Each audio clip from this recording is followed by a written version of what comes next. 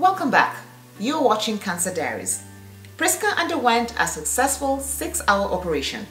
She was ready for the second leg of her journey, the after-surgery treatment journey. I would now need to start chemo. So they told me I would need to do 8 chemos, and I would be doing the chemos after every 2 weeks.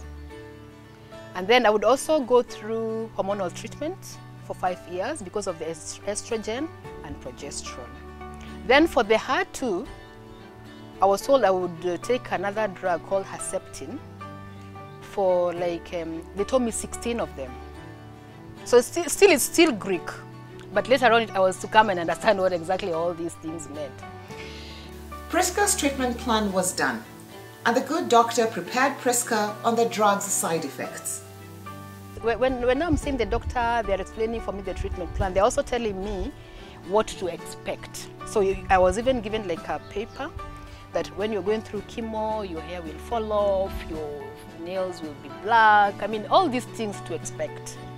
But then the doctor told me, you can also cut your hair. So what for me I did, I went home and I trimmed my hair. Actually, I had nice long hair, but I just went home and I trimmed my hair.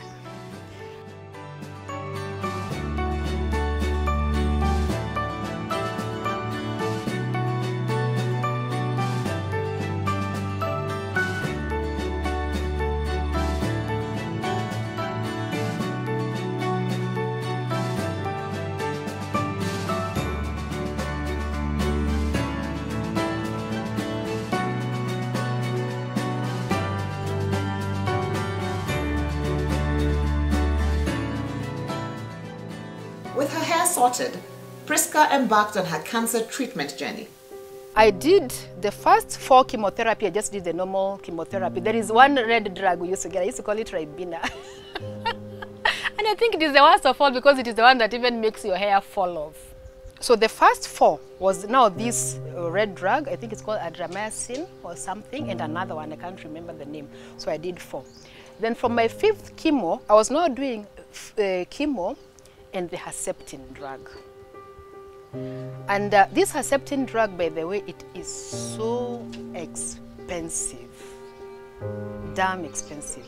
Because a small dose, I think it was either 350 mg or 500 mg, it was going for, at the time, 350,000 Kenya shillings, yes.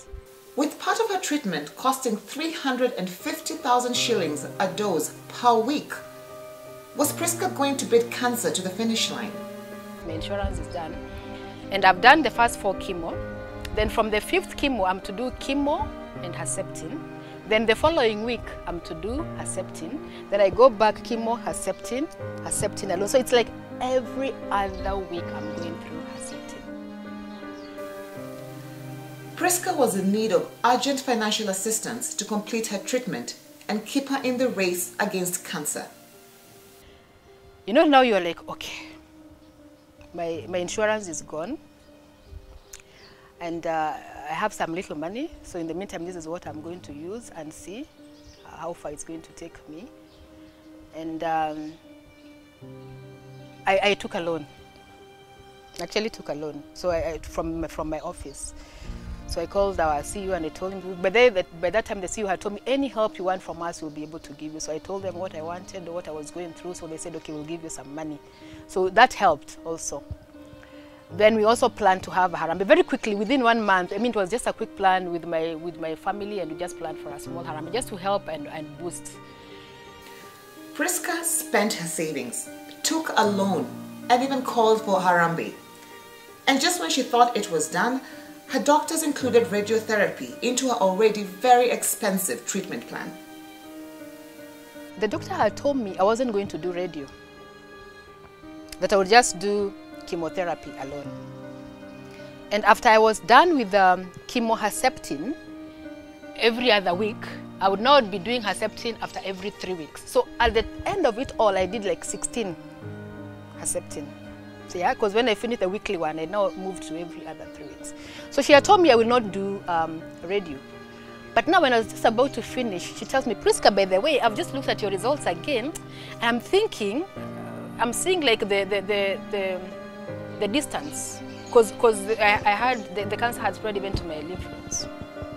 So even when they did the surgery, they removed my breast and all the lymph nodes from my left-hand side.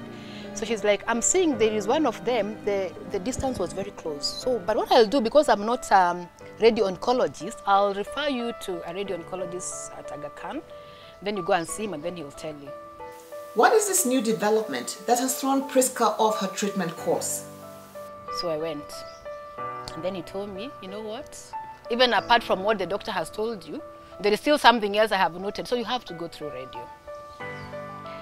So now for radio, before you do radio, again now they do like a CT scan.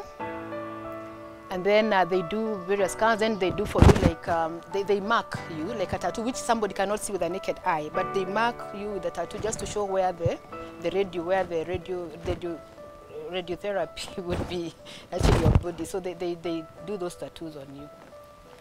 More tests meant more money. Money that PRISCA just did not have. Then now I'm like, I don't even have money. I've run out of money. And in Aga Khan, at the time, every radio was like 10,000. And I've been told I'm going to do 30 of them. And you do every single day, apart from weekend. So they tell me I'll start also the radio. So I finished my chemo in July. I start radio in, I think it was November. In the meantime, I'm also continuing with Herceptin every other 3 weeks. So when I reached about, in the meantime, I'm also trying to see how can I be able to get assistance to help me at least even meet some of these bills. I've done like a small Harambe, it raised about 1 million Kenya shillings. And that is nothing when you're spending 350,000 every other week. And that is just one treatment. You're still not counting the many x-rays you have to go for, the many blood tests you have to go for, you know, your doctor's fee. You're not even counting that. You're not even counting that you have what you have to eat and everything that you have to do. PRISCA changed course and headed to Kenyatta National Hospital, where she hoped to get affordable radiotherapy and continue with her treatment plan. In Kenyatta, it's done differently, by the way. They don't even check you like the way in Aga Khan you have to go through CT. So there is a big difference between private and public hospitals, I tell you. So now this doctor, I give him my history, he's writing, then tells me, you'll go through 16. I'm like, okay, on what basis? But anyway, he's a doctor, you have to believe what he's telling you. Then he tells me, okay, now I'll go to the radio department and go and book. So he doesn't tell me the full story. So now my cousin is with me, so we go. So now when we go there, we queue, then you're called. Okay, PRISCA has. So you're thinking, I'll just start my radio like next week. Then I'm told. Yeah, okay, yeah. Yes, you're supposed to get 16 radio. This is 2014, eh?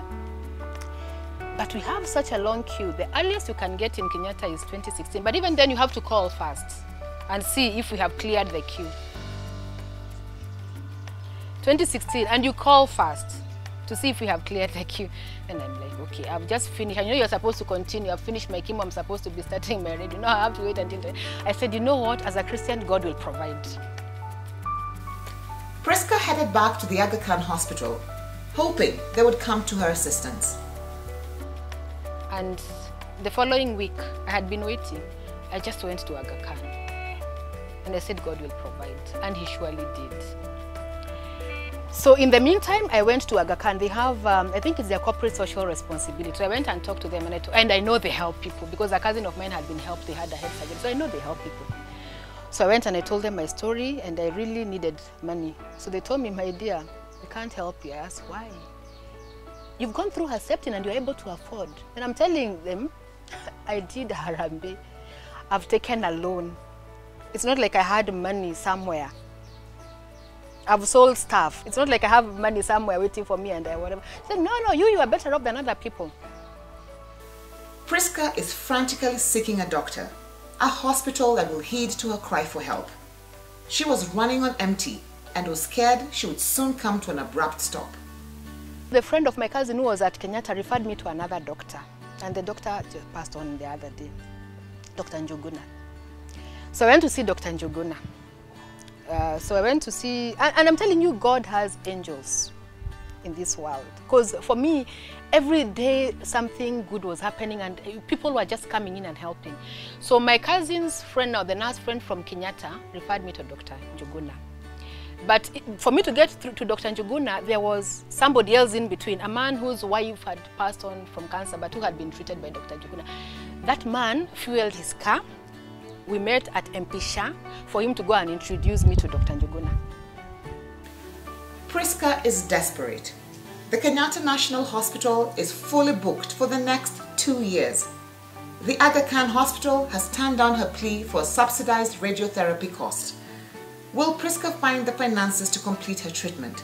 Find out next week in the dramatic conclusion of PRISCA's story. I'm Yvonne Kalahi. This has been Cancer Diaries. Good night. And I remember I had gone to the washroom and I just felt as if I was getting a heart attack. I needed to get some injection. And that injection is expensive. I think we were paying 5K. So there was a chemo pot and you could actually see it swollen from here.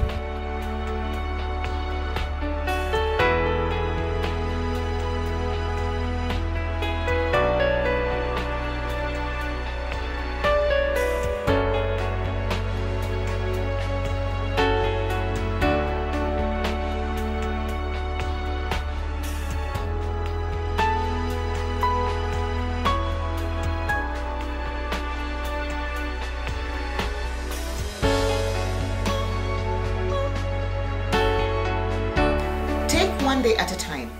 Today, after all, is the tomorrow you worried about yesterday. Billy Graham.